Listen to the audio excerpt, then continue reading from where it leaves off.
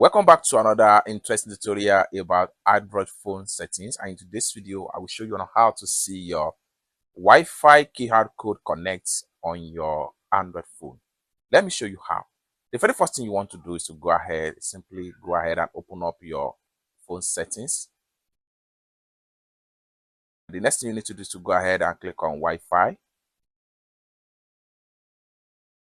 Next thing you need to do is to go ahead and click on Advanced Options. Go ahead and click on Save Networks. Then select your Android move device name. Come down below right here, click on Share.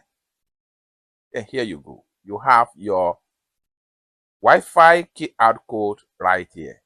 You can share this keyhard code, or you can scan this keyhard code to connect with another Android devices through Wi-Fi internet.